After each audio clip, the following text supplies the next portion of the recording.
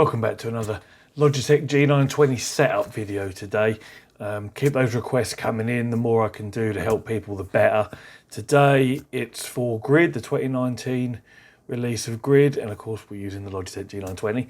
That's the whole point of the video. So let's get straight into it. Let's get some screen capture software started now. Yeah, we're good. So first things first, we look at the G Hub. For most games, you really don't have to change anything in this, and this game is no different. So just have a quick glance, make sure your settings are at default, sensitivity 50, operating range 900, tick the box, and a centering spring strength of 10. Just double check the pedals are all slap bang in the middle, and the combined pedals is not ticked for any reason. That's all good, that's default, nothing else to worry about there. Next, we'll bring up Grid. Hopefully that will load. Yeah, okay, that's cool. I'm going to go into the options here. There's a few quirky things you need to do here actually in Grid as far as setting up the G920 goes. So we're going to controls. Now, by default, the accelerator pedal is stuck on 100% for whatever reason.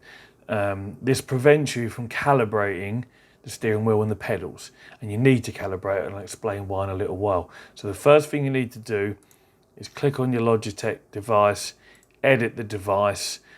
Where it says accelerate here, mine says inverse Z axis. That's what yours should look like once you've done what you're about to do. So what you need to do is click on bind. Oh, sorry, no you don't.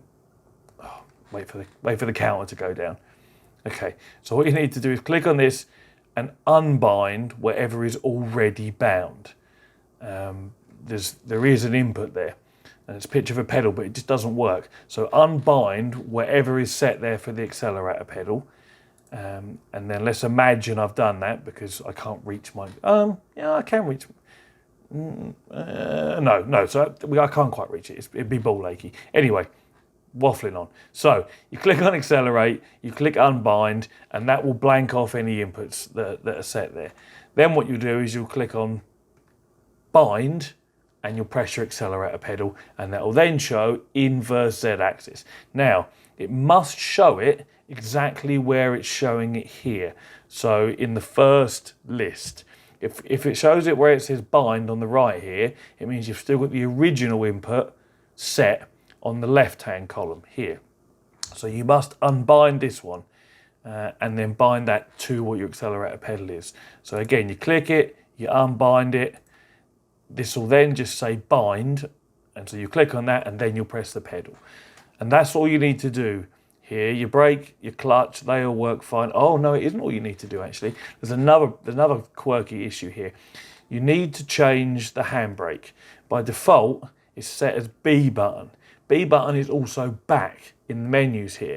And what happens is when you try and calibrate your wheel and your pedals, you get to the point where you calibrate the handbrake, which is your B button, you press B and it just exits back out of the calibration settings. So the calibration doesn't complete. So I just changed my handbrake to Y and changed B to be my camera selection button. So you can do that, or you can change it to, you know, A or to X or whatever you want. It just mustn't be B. So change your handbrake to whatever you want. Unbind the accelerator pedal. So it says bind where my mouse is now. Click bind, press your accelerator pedal. That's all you need to do in here for now. We come back in here in a little while. Once that's done, you'll come back to here, and previously where it says throttle here, it would have been up to 100% because the throttle was stuck at 100% for whatever reason to do with that weird binding problem that we've just cured. So you should now be able to see everything here at 0. In fact, I can just about reach the steering wheel. You can see that's moving where my mouse is now. And I can just about reach the clutch pedal, and you can see that's showing out on the brake. And in fact, if I reach really far, yeah, you can see the accelerator's working like it should as well. So that's all good. If just do that check, and if they're all okay, we can continue to the next section, which is to calibrate the device. There should be an exclamation mark where my mouse is about now, and that'll be there because you haven't calibrated it yet. Come over to calibrate device, Simply follow the instructions here. I'm not physically going to do it because I can't reach well enough to do it. But do what it says on the screen. Turn the steering wheel, press the button. Then it will take you to do it to 90 degrees, press the button. Then it will bring up your 3 pedals, clutch, brake and accelerator. Depress them all fully. And then it will bring up and press a button. Then it will bring up the handbrake. Press whatever button you assign to be handbrake, in my case Y. And then it just confirms everything is as it should be and that the calibration is complete. And then you can press A to continue out of that. If you don't change the handbrake, when you press B to calibrate the handbrake, you just come back out of here as if I'd just pressed escape like that. And you'll still have an exclamation mark over here and you won't be calibrated. Now, the reason we need to calibrate it, aside from the fact that it's good to do and to make sure that everything is accurate and spot on, is that when you go to your advanced input at the top here, there is a soft lock option at the bottom. It says enabled. If you haven't calibrated your wheel and pedals, it will say to the right here where my mouse is in this blank area, calibration required. If you don't know what soft lock is, I'll give you a quick explanation. Every car on the planet varies in its steering lock. Some are 2 turns, some are 2.5 turns, some are 3.5 turns, some are 4.5 turns. And what I mean by that is the complete number of rotations it does to go from full left lock to full right lock. If you could go from here, full left, to there, full right, that would be half a turn, to put it in perspective. So that would be half a turn, there to there. In the real world, cars aren't like that. Even F1 cars are 360 degrees. So what the game does, which is quite a nice little touch actually from the guys who program Grid, is that it looks like they've included the real life steering lock rotations for the vehicles you're driving. So what will happen here with the soft lock is, if you're in a car that has a lock of 2.5 turns from full left to full right, it will adjust your steering wheel so that when you get to 2.5 turns, there is a resistance felt. Basically, the force feedback motor will be on 100%, trying to stop you from going any further. Now, on these little G920s, you can force yourself past it, but there's no point. It's noticeable enough to go, yep, I'm at full lock. Plus, your wheels will be at full lock. So that's what soft lock is. If you're in a car that had a lock of 4.5 turns, you do 4.5 turns from full left to full right, and then that soft lock would enable. And this is all within the 900 degrees of rotation. So in fact, 900 degrees doesn't give you 4.5 turns lock to lock. Let's imagine it did. But anyway, that's what soft lock does. It adjusts the lock, the number of rotations you need to go from full left to full right on a per vehicle basis. If you don't calibrate, you can't enable this option. Every single vehicle will just use the full 900 degrees of rotation to go from lock to lock, and that will be it. It'll be exactly the same. So if you want it slightly more realistic, do your calibration, which is good to do anyway. Enable your soft lock. Everything else on this page, steering linearity, you want it to be linear. Nobody wants non-linear steering. You want it to match what you're doing. You don't want the wheels to accelerate in their turning sort of arc the more you turn the wheel. You want them to be one-to-one basis, or at least I do. So the next thing is your vibration and feedback. These are what some people consider to be the most important settings, but I actually think having it calibrated, having your soft lock, having the accelerator pedal work are the most important settings. This is the section that is going to determine how the driving experience really feels for us now, what lumps and bumps we feel through the wheel, how heavy the wheel is, and all those sort of features. So vibration and feedback, obviously you want it enabled or you're not going to have any force feedback. So let's go down one at a time. They do have an explanation on the right here. So self-aligning torque, this scales the torque created by the tyre and suspension geometry. In layman's terms, this setting will determine how hard the wheel wants to self-center. So when you come out of a corner and you let go of the wheel, it will center itself because your wheels, your tyres, your suspension, the geometry will self-center because the wheels are rotating forward. That's how physics works.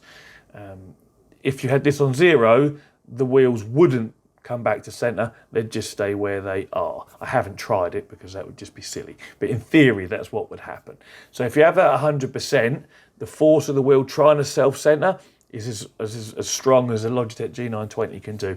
I like it at 90%. It gives me a reasonable force there, but not too much. And I always like to leave a little bit of overhead in what the motor can do, because if you're cornering around, let's say a medium bend, and you've got your self-aligning torque at 100%, it's using all the motor's force to try and straighten you up. If you then go around a really sharp bend, where tyre pressures are loaded up more, and you should feel more force trying to centre the wheel because it's a sharper bend. Or maybe you're going around the same bend as I previously mentioned, the medium bend, but at a higher speed. That should make the wheel heavier as well. If you've got everything at 100% already, it can't go any higher.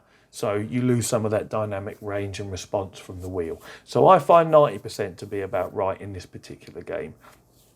Wheel friction.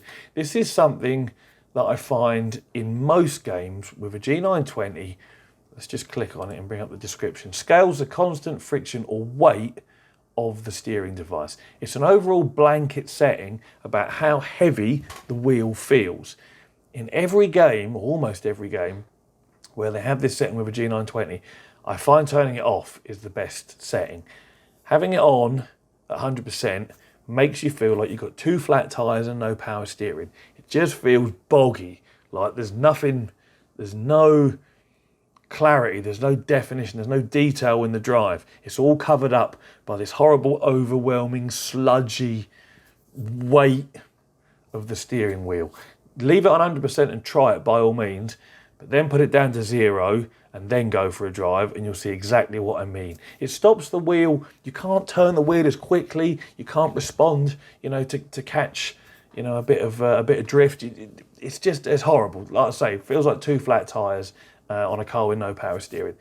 Bring that down to 0. The next two, tyre friction, as it says here, scales the dynamic friction of the tyre. This is the resistance of the tyre to turn. I briefly mentioned the way this works when we're talking about the self-aligning torque. Tyres naturally want to be pointing, or wheels want to be pointing forward when they're rotating forwards. This scales the resistance when you're trying to turn the wheels against the grip of the tyre. Now, at 100%, that seems to work perfectly, in my opinion. You want to feel greater resistance when you're cornering faster or cornering sharper. That is what happens in real life, to the point of understeer when it goes light and you're sliding, of course. 100% accurate, fine, great, works perfectly for me. Next one in the list, suspension. Again, I'll read what it says. Scales an effect that is generated by taking information from the vehicle's suspension. Use this to emphasise the road noise. Lumps and bumps, undulations, uneven track, uneven surfaces. This will make the wheel just momentarily dip to the left or to the right, depending on what's happening with the wheels based on the suspension. I found 100% was a little too aggressive, and that on smooth tracks the wheel was a little bit too twitchy over the slight changes in track surface, or in the terrain. So I found 85% to be about the sweet spot for me. It's something you definitely want to feel, but you don't want it to the point where it's like every little lump is like going through a pothole and it's trying to tear the wheel out your hand. So I found about 85 to be a good setting for me. The next one down, collision. This scales an effect that's generated by taking information directly from an impact.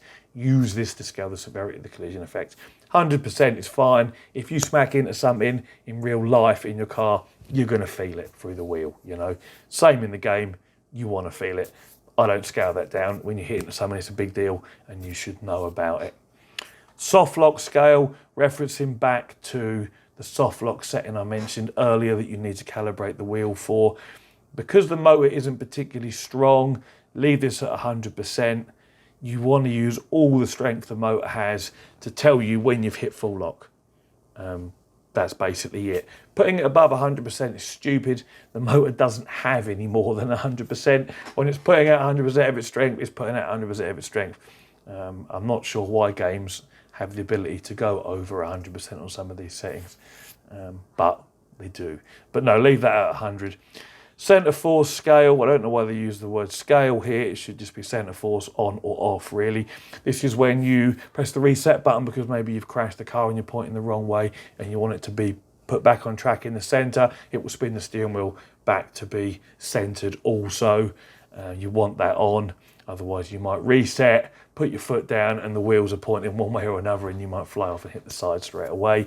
And the very last one in the list is the centre force strength itself. leave it at 100%. If this was a direct drive wheel, you might not want it at 100% because it would spin back to center with 30 Newton meters, and if you're not careful, you might break a finger.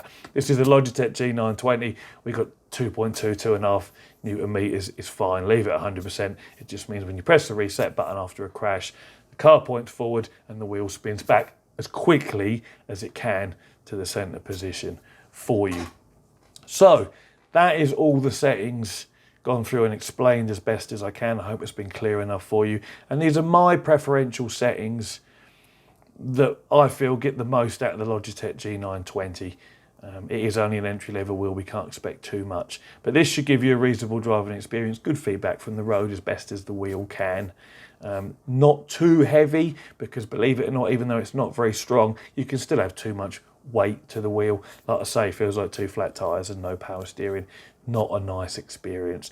But hopefully that's been helpful for you all. Someone did request this one. I'm sorry, I can't remember what your name was, fella. It was a while back, but here it is. Again, keep the requests coming in for setup videos. For the Logitech stuff and the Thrustmaster stuff is what I have here steering wheel wise. I've got Fanatic V3 pedals, should anyone want to know anything about those from a setup point of view. And I have got some setup videos coming about how to properly set up the clutch on those and on other pedals that have a simulated biting point. I've also got videos coming on how to set up brake pedals properly as well. Oh, very good point. Almost missed out a complete section that I should have told you. So, before I sign off, we go to advanced input. Is that where it is? Or is it input bindings? Oh, I can't remember where it is now. Let's have a look. If I click on the clutch, what does it bring up? Just edit. Oh, yes, right. So, yeah, do exactly that. The clutch and the brake needed some adjustment here. So you do what I just did. Click on the clutch, click edit, and then go to dead zone. I like to rest my foot a little bit on the clutch sometimes, so I have a small dead zone of 5%. That way I can just touch it and it's not engaging or disengaging the clutch as it might be. Saturation, I don't know why, oh well, it's defaulted for whatever reason. Why won't that come down? Oh, there we go. So saturation, I like to have about 45% in most games. What this means is you only need to push the clutch 45% of its travel before it will let you go into the next gear using your shifter. In real life, and I'm not suggesting that in real life you don't push the clutch down all the way to the floor, or in the game, you definitely do because it's a quick motion. You'd have an awful lot of foot control if you could somehow stop yourself at 45%. Anyway, in real life, the pressure plate and the friction plate of a clutch disengage at about 45-50% travel. This varies massively from clutch to clutch. Racing clutches often have a much smaller biting point, a much lower biting point, sorry, and so have less travel because they want to change gear quickly. And normal day-to-day driver cars might be the opposite. The biting point might be way up high and there's an awful lot of travel.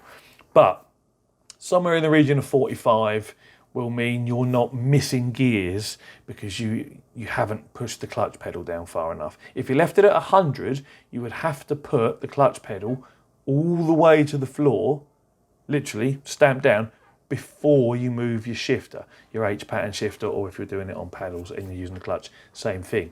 That is not how it works in real life.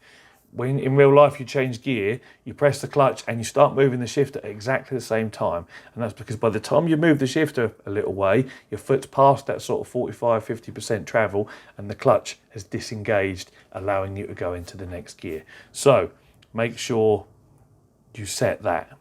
Now the other thing you need to do with regards to the brake pedal, so click on the brake pedal, click on edit, same thing or similar setup here. Small dead zone if you want.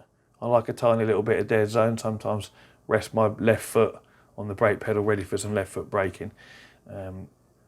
With this Logitech G920, there is a simulated pressure effect to try and make it feel like a real brake pedal, a bit like how a load cell works. Pardon me. What this means is you get to a certain percentage of travel on the pedal and the pedal really stiffens up, really hardens up. At this point, you have to push a lot harder to reach 100% travel. Almost too hard. in my mind, for my personal setup. And other people agree with this. They actually remove the little rubber insert that they've added in, Logitech have added into these. I don't think that's a good idea. If you leave it in, but come here and adjust your saturation point. It does allow you to modulate your braking reasonably well, considering it isn't a load cell. So 100% saturation, again, just like with the clutch pedal, means you would need to move that brake pedal full extent of its travel, and this is very difficult with that rubber insert. So I'll find sort of 85% tends to be my sweet spot. It's entirely up to you here. You can press that pedal as hard as you want on the previous screen, and you'll see the bar move up and down. If you push it as hard as you ever want to push it and you're at 75%, then set this saturation to 75%. Maybe you've got a really light foot or a really weak right leg and you only get to 60% before you're like, man, I don't want to press any harder. 60%, so be it. If you're a bodybuilder and you've got a massive right leg and you want to hit 100% every single time to hit 100%, by all means leave it at 100%. For me, 85 seems to be the sweet spot. So yeah, I almost missed those bits out. Hopefully those of you didn't stop watching 5 minutes ago when I started to say goodbye, and you've got this bit in at the end. But yeah, thanks very much for watching. More of the same coming to the channel as always. Take it easy, and I'll see you in the next one.